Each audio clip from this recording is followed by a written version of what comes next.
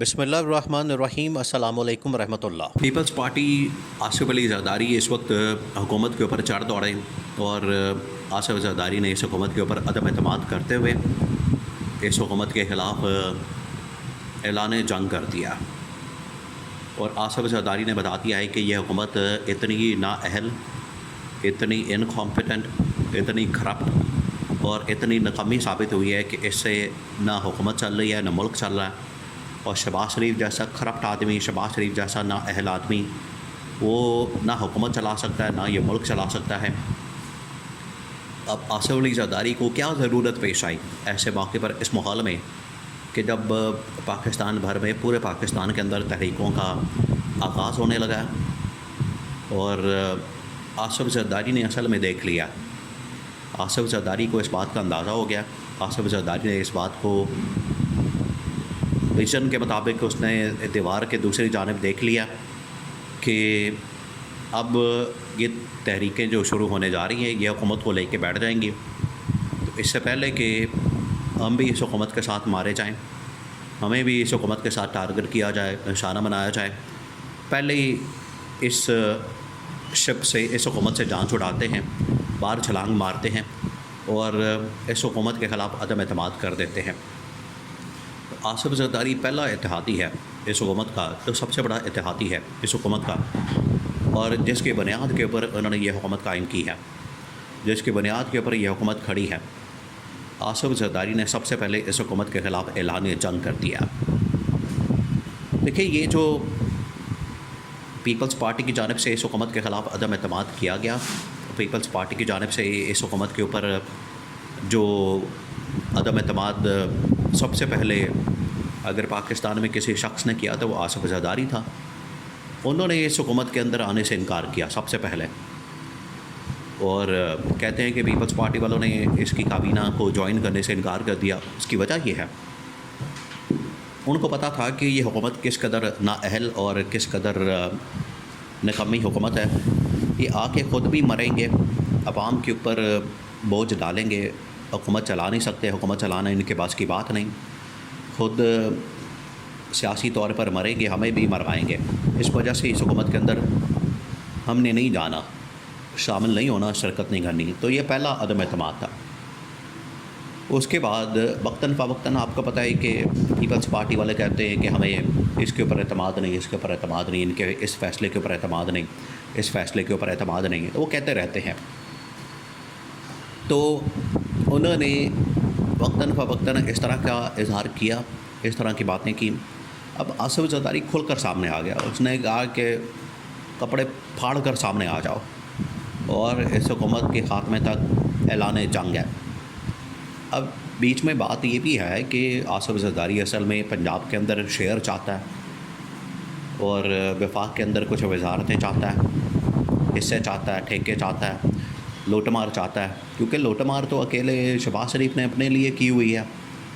وہ کہتا ہے کہ یہ لوٹ مارا حلوہ مانڈا تمہارے لیے نہیں سارا کچھ کیا گیا، اس کے اندر ہمارا بھی حصہ، ہمیں بھی دو۔ بات پیچھے یہ ہے۔ اب آصف زرداری نے کہا ہے کہ اس سے پہلے کہ یہ سارا کچھ کھا پی کے ویلے ہو کے گھر جائیں، اپنا شوٹ ڈال دیں، یا تو حصہ مل جائے گا یا پھر اگلی گورنمنٹ کے اندر ہم پھر سے آ جائیں گے۔ دو نمبری جو ہے وہ ان کے اندر خون میں شامل ہے۔ اب آصف زرداری نے کہا ہے سب سے پہلے تو یہ حکومت، یہ ملک نہیں چلا سکتے، حکومت نہیں چلا سکتے نون لیگ والے، اور اس کے بعد انہوں نے کہا ہے کہ حکومت بنانا، حکومت گرانا ہمارا کام ہے، ہمیں آتا ہے۔ اب اس کے پیچھے،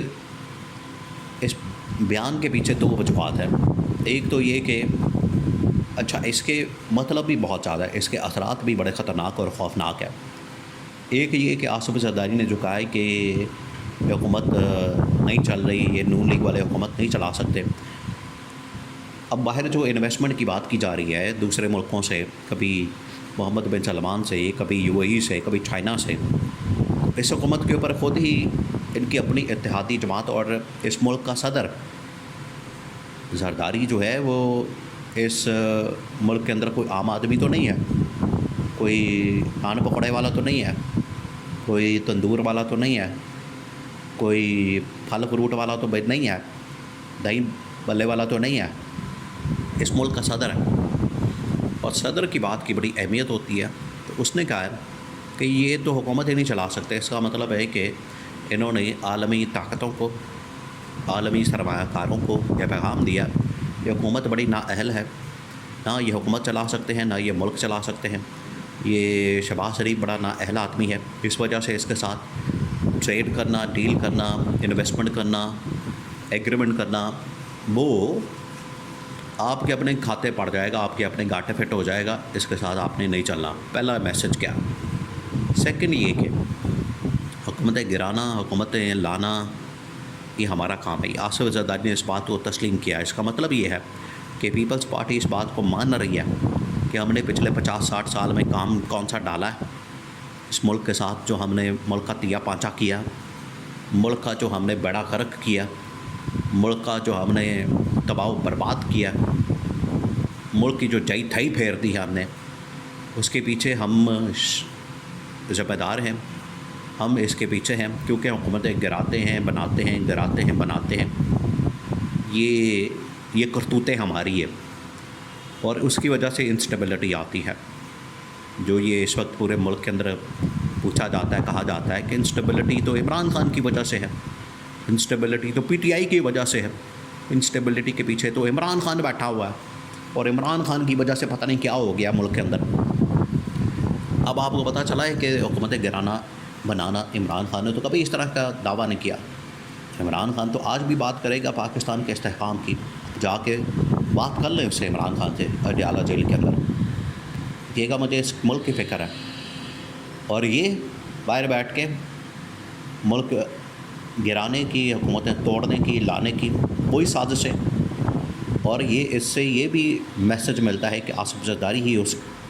سازش کے پیچھے تھا، شہباز شریف، آصف زرداری، جو کہ عمران خان کے خلاف کی گئی۔ تو آپ اگر خود ہی ملک کے اندر عدم استحکام پیدا کرنے والے ہیں تو استحکام پھر کون لائے گا؟ استحکام لانے والا تو عمران خان ہے، اور یہ لوگ عدم استحکام والے ہیں۔ اب آپ کے سامنے واضح ہو گیا، اب آپ کے سامنے تمام چیزیں کھل کر آ گئی ہیں۔ تو یہ آصف زرداری نے نہ صرف اس حکومت کے اوپر بم مارا ہے، ایٹم بم مارا ہے، بلکہ اس نے پاکستان کے اوپر بھی ایٹم بم مار دیا اور اپنے آپ کو خود ننگا کر دیا کہ ان کی حقیقت کیا، یہ کرتے کیا ہے، ان کا ماضی کیا ہے، ان کی تاریخ کیا ہے۔ اب آپ کے سامنے آ گیا سب کچھ۔ تو یہ حکومت اب زیادہ دیر نہیں چلنے والی، اور عمران خان ہی آئے گا۔